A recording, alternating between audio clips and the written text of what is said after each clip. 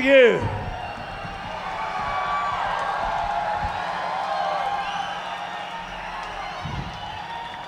Well, it's not too bad, is it? It's not too hot, really. Nice breeze coming in now from somewhere out there. You know, we drove in from the airport, and this is such a beautiful place. And I know not everybody that's here is from the local place, but there's some beautiful homes and some lovely trailers and beautiful churches. And well, I've got a trailer. I've got the littlest Airstream that they make. It's called a Bambi. And I kind of use a beehive. Use it as a surf shack. In Cornwall, where I live, where I take my son surfing sometimes. And it looks like a good kind of family neighbourhood round here, so we're just going to come and fuck it all up.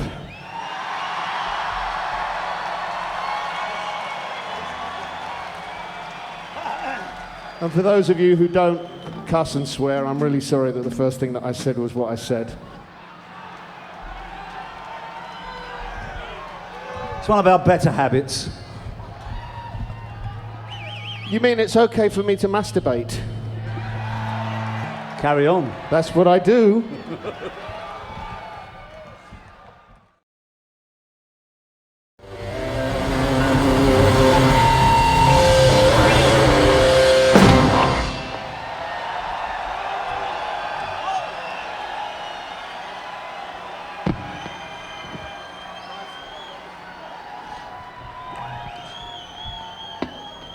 That was tricky.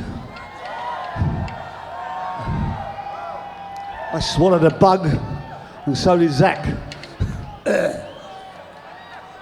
Must have been a Hershey bug. I hope it was chocolate. It's like being in Papa Roach up here. It is, we're getting bombarded. Yeah. Do they bite? But Papa Roach are kind of braver than we are. Because the bugs, they put the bugs in the mouth, and then in the video he goes, and all the bugs come out of the mouth. Which goes to show that these young new metal, heavy metal bands are much more braver than the old ones like the Who, because they actually put bugs in their mouth. And I've watched American television, and you people are mad. You eat worms. Good. They eat worms, they do, and they put it on the television. We get those shows in the UK. My little boy's 12, and he just looks at it and kind of, nothing, you know. It's a guy eating worms, eating bull's blood, bull's testicles, covered in worms. No response.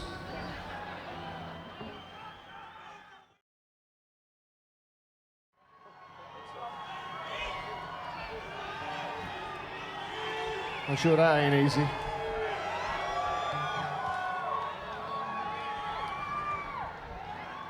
In this kind of weather, everything's hard. We'll do a folk song now, shall we? Everything's hard except sex in this kind of weather, isn't it? Not that I would know anything about that. Yeah, give me an hour, Pete, and I'll let you know. This is a song of kind of one of the very first songs I wrote. I wrote a bunch of songs for the Who just when we were in our early days, and I didn't know what was going to happen to the band. I didn't know where we were going to go or what was going to happen really. But I sat in my little flat in Belgravia, which is a very posh part of London that my manager had got me, and wrote a bunch of songs, including My Generation, and a few others. And this song was one which was it got the most reaction in the United States when it was played on the radio. And it's a song which was written about the Goldhall Club scene. We used to play a regular engagement in this place. And we were all kids then. I was only 18 and a half when I wrote this song. And I'm now 57. And this is a song which I think is the same, it feels the same. It's called Kids Are Alright.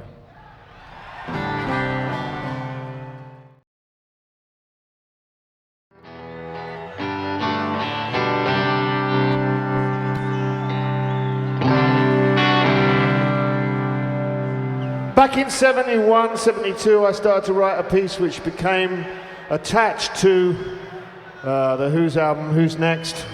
And it was really about something I'd learned when I was at art college, that the computer and communications and everything would change, and you know, all the things that are wrong with the world today are just to do with the fact that we can't communicate with each other properly. And if we could, things would be very different. You know, there's a kind of relay in rock and roll. We all find our way here. We're all here tonight, and we're all in the same place, on the same wire, going in the same direction. One day maybe we'll all get it together as one nation, one globe, one planet, who knows. Anyway, that was my childish hope back in 1971. I wrote this song called Relay.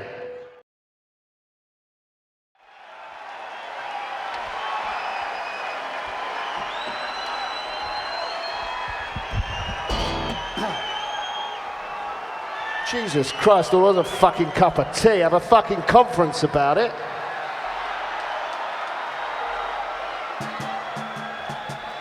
Is it your tea too hot? Was it No, shaken? I just didn't have any tea. Well, I've got some, but it's too... I can't drink it, it's boiling. Well. Anyway. Could you all blow on my tea? You don't want your germs. Thank you. This is a song, I think I wrote it when I was about 18 or 19. I'm now 57. And I'm the only man who doesn't know, use, or need Viagra. And this song was a song that I wrote when I was a kid, about kids, and today, actually, sorry folks, if you need Viagra, that's okay by me. I don't mean to take the piss. If you have a problem like that, that's fine. Seriously, I shouldn't have said that, that's bad taste. Some people do actually need it, you know. You're not leaving the band, Pete, are you? No, just having a think about Viagra. Oh. And this song is called The Kids Are Alright. They don't need Viagra!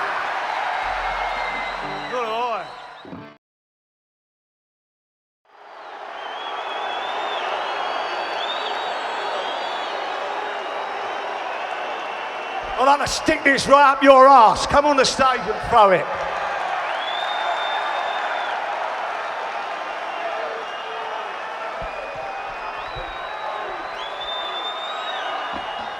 Rog, there's only one guy, come on.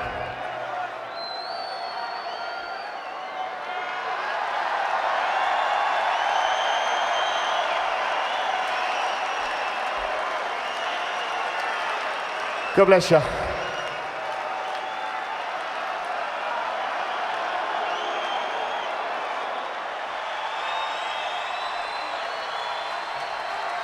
Now let me tell you what you're supposed to throw up here. Watches, cameras, wallets, credit cards, your girlfriends. Got one watch. Joints. Now don't throw anything.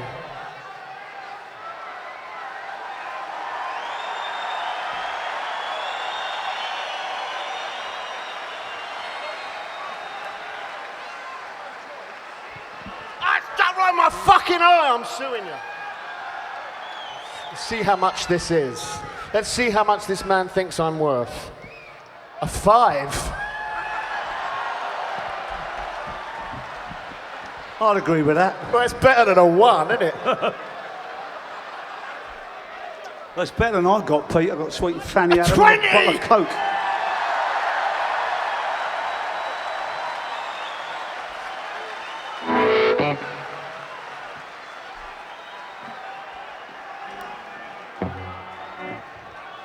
That money will go towards Roger's hospital bill.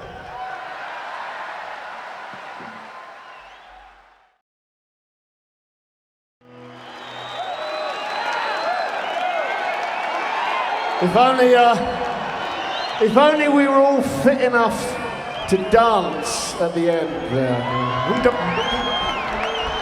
I used to do that every show for about 25 minutes and then drop dead. I don't know how I did it. It's an Irish, Polish, Jewish, Slavic, Chinese dance.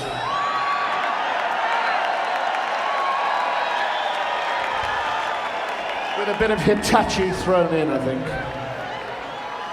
Here's some songs now. Just three we do. Three of the best from Cordophenia.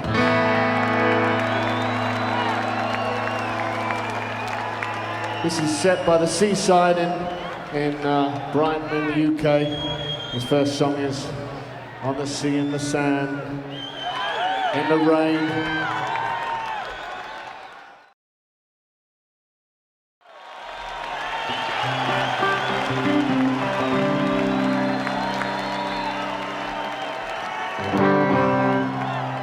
I used to spend a lot of time on the road getting drunk. Don't do that anymore. But this is the Who's last hit from 19-something or other, 80. And last chart hit. And this is pretty much a song which just celebrates everything that's great about being 34 years old and just drunk all the time.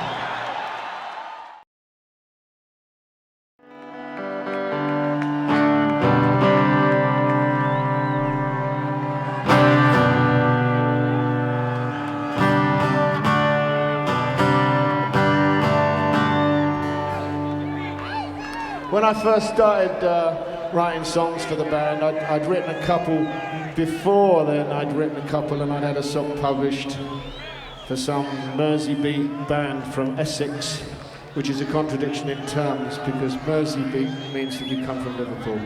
And they were from Essex, which is East London.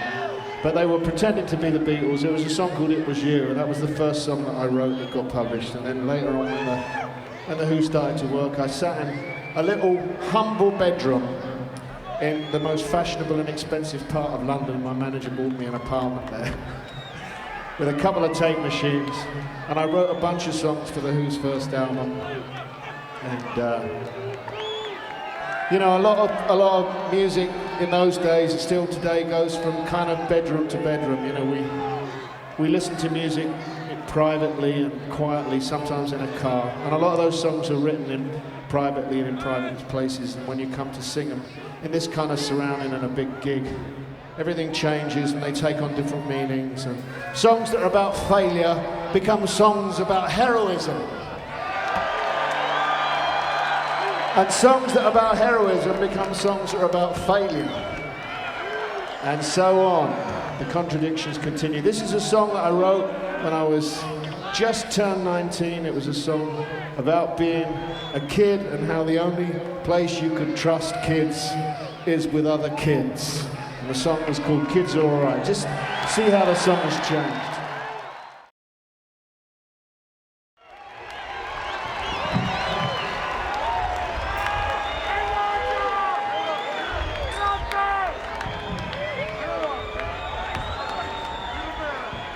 Let me introduce some of the musicians that have come out on a road with us on this tour. Pretty critical trip for us, this one. Roger and I have lost a few pals in the past, both in the band and out of the band, and this is about the closest thing that's happened to us. It's really a kick in the balls. And these guys have just been so great to us. You guys have been so great to us too. But let me introduce these musicians. Right here, a guy I met in 1976 who gate crashed a session I was doing with a guy called Ronnie Lane. He's from Texas. His name's John Rabbit Bundrick! He eats the hammer. On bass, flew in sideways. We found him trying to escape from the USA through Philadelphia. Asked him if he wanted to come and stand over on that side of the stage. We didn't tell him what he was supposed to do, just stand there.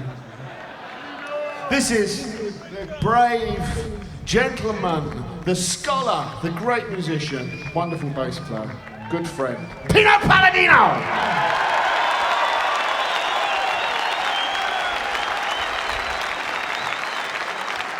And before John Entwistle's little ticking heart finally gave up, his voice had already kind of cracked, particularly on the high notes, and we'd brought him this fella to help with some of those high notes and also to play a bit of guitar. And this is my brother, Simon Townshend!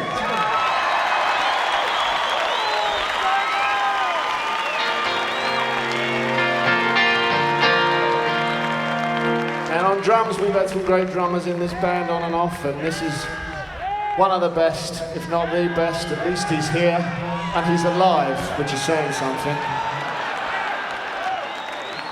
And he's got a very cool haircut. This is Zach Starkey!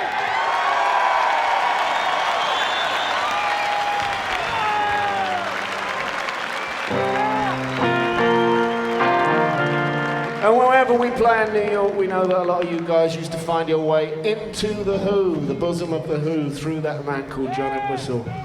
I know he used to hold court, he used to sit in the bar and pretend that he could hear what you fuckers were saying to him because he was as deaf as a post and he couldn't.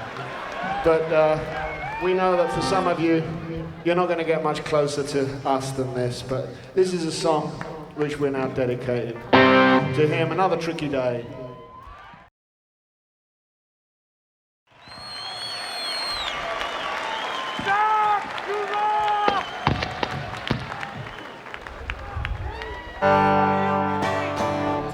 What more do you want from me?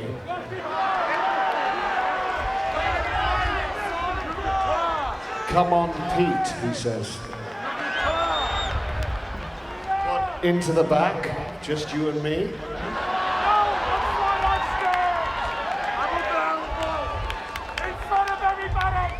I've already got Tommy Hilfiger back here.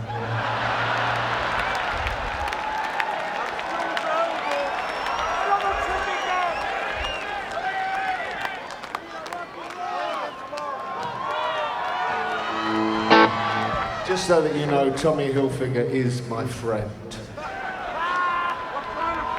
Was. He still is, mate, I'll tell you. We need each other. He needs somebody really cool to wear his funny clothes. Right there. This is a song about communication. It's called Relay.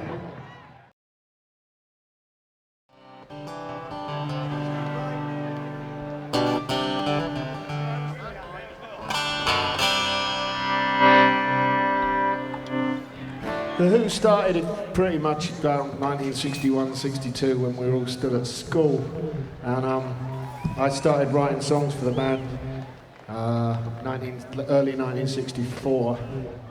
So I was still just turned 19 when I started to write. I wrote a couple in 1963, but we never recorded them. And this is one of the first that I ever wrote. I was just a kid when I wrote it, really. I was a late bloomer, didn't have sex till I was 18. Roger claimed that he was behind the bicycle sheds when he was 16, but we were at a boys' school.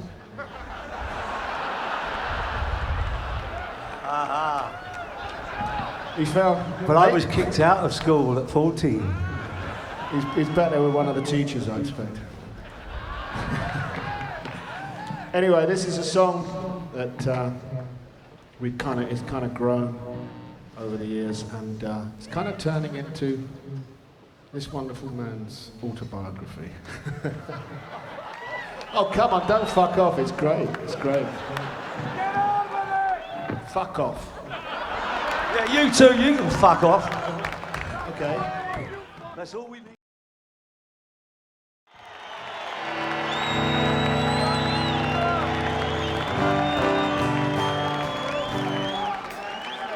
Smash up the hammer.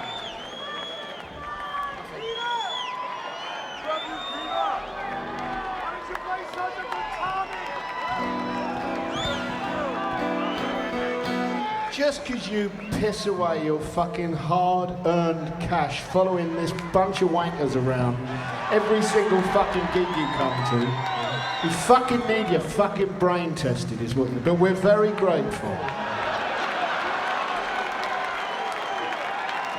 Fuck it, it's psycho, I tell you, it's psycho. You have to remember I get paid.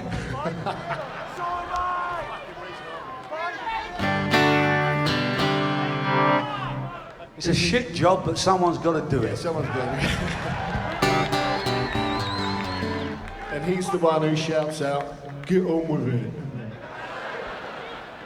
When we're not in the UK, and then some English fuck says it. Anyway, this is some music from Tommy, a few things from Tommy.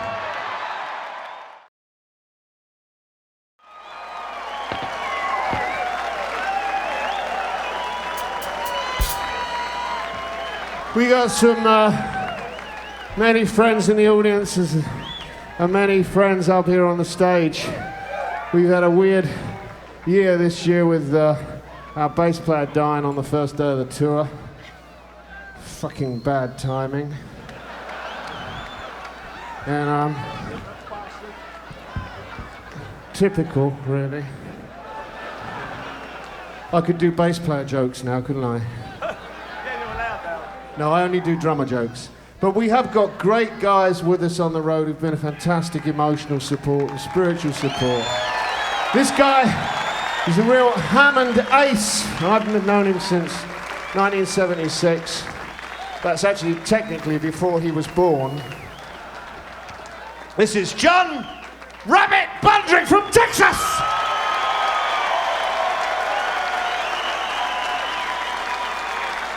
And we found this guy who's trying to escape through Philadelphia to get away from Lauryn Hill, who's been working with her in Miami.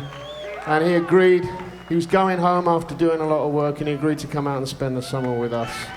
This is great bass player, I've worked with him many times, recording, first time on the road. No, it's not the first time on the road, we did a tour together. This is Pino Palladino! And Pino's worked a few times with Roger too, I think. Before we came out, John's voice had kind of gone. He wouldn't give up smoking, wouldn't give up drinking, he wouldn't fucking give up anything, actually. But his voice had gone, and I asked this guy here if he would come and help out with some of the high vocals that John used to sing when he was young and fruity. And he's actually now doing a lot of really useful guitar work as well. This is my gorgeous brother. My real biological brother, Simon Townshend.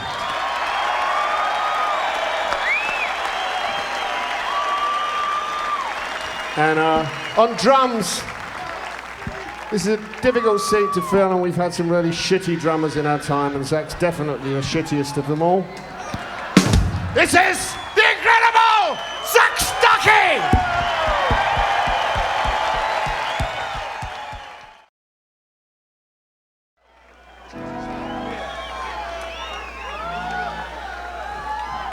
I don't know what it is about this particular audience, but every time I look out at you, I start laughing. I'm really sorry. We should put the lights on and then we'll see why.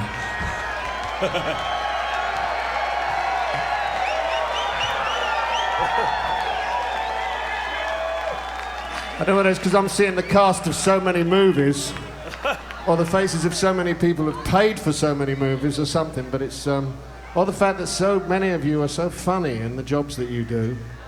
But don't worry, like us, one day you'll get it right. We just keep trying. And if you die first, well, that's a pity. It's just a pity. What are we doing? Now, it's really... I just know so many people out there, it's just kind of weird. And nice, thank you. It's very nice that you're okay.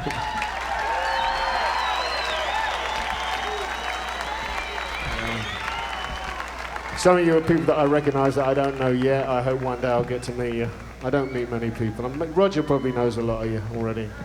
But let's play this one for you guys, people who we may yet get to know.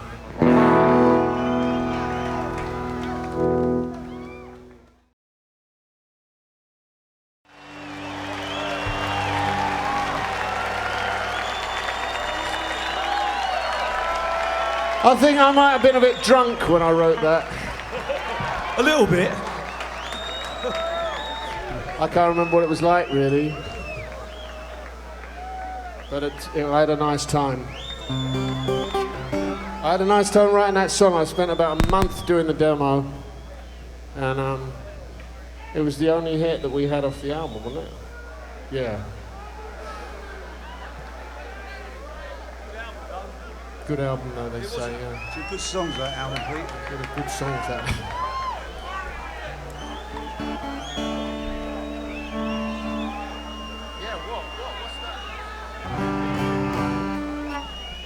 At the last gig, it was muck spreading. What is it at this gig? Somebody's on the not enough pot, that's Mexican for sure. food, I think. You know these fucking air things that you put in? You know, we've got this kind of ultraviolet We light, don't need and they've got earplugs, we're deaf. ultraviolet stuff, and so all I can see is all these kind of yellow-green ears all around the place. Come and stand up the front here so I can spit over you, but you don't want to fucking listen to me play.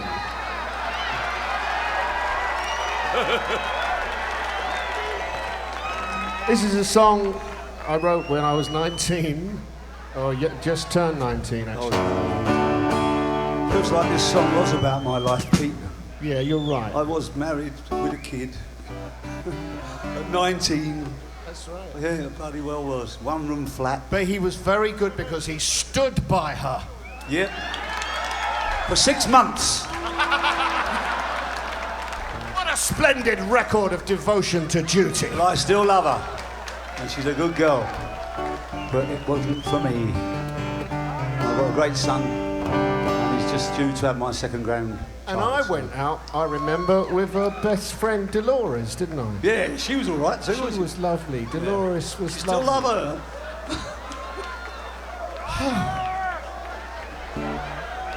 What a name, eh? Dolores. From Wandsworth, which was famous for its prison. And had I not put my foot inside a bucket of wallpaper paste as we were about to do it, we would have done it. It's true. I said, what's that? What's that? She said, you haven't gone and put your foot in the wallpaper paste, have you? I was still wearing my very, very precious mod desert boots. And absolutely, I swear to you, that was all I fucking cared about. Yeah. So fuck Dolores, eh?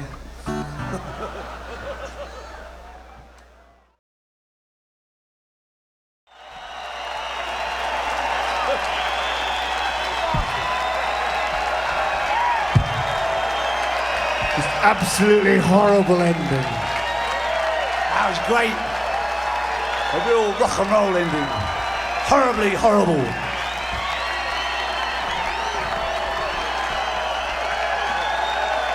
Thank you very much.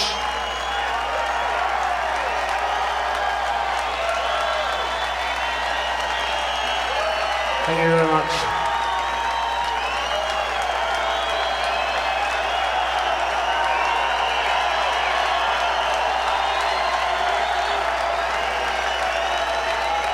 Thank you.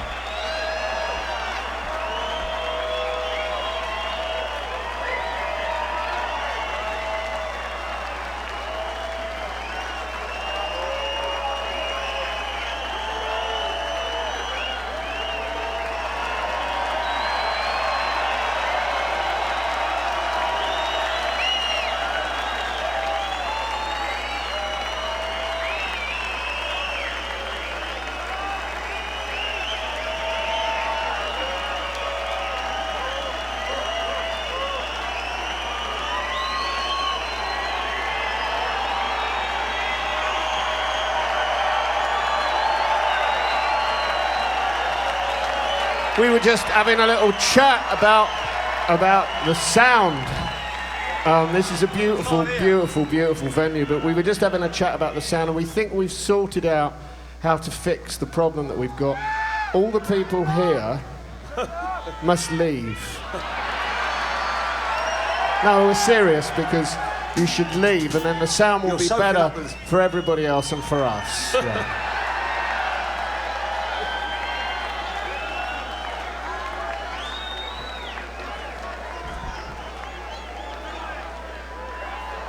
We're too bloody lazy to do a sound check, that's what it is.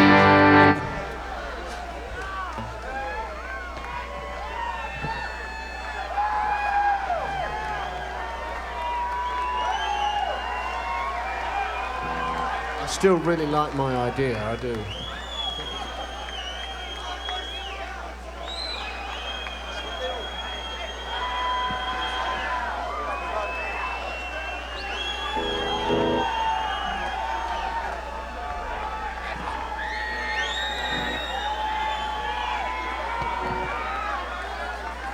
This guy down here must have paid my fucking mortgage for about 3 years. He's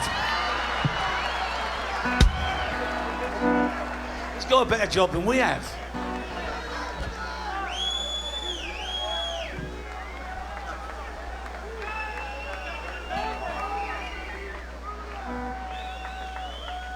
So have you settled down now? Because we're just going to play some opera.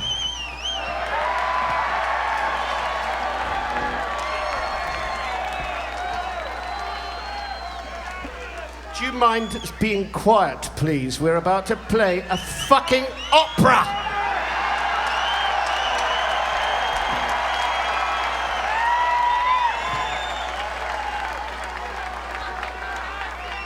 Does that mean I've got to put on some weight, Pete? I'm trying to do my Daniel Barenboim expression.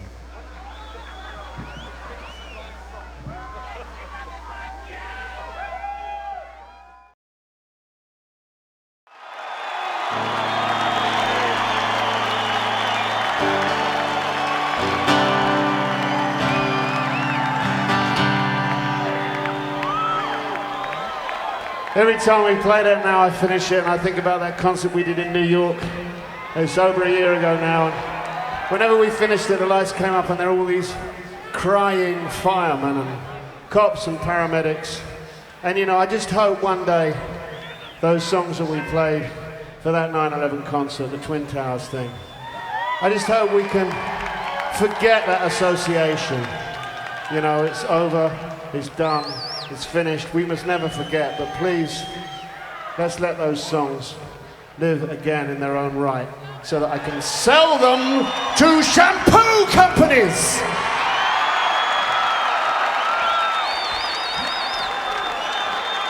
You thought I was getting maudlin for a minute, didn't you?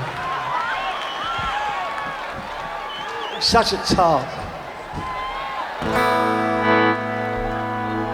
What, you mean shampoo? Here's a few songs from Quadrophenia. 1, 2, 1.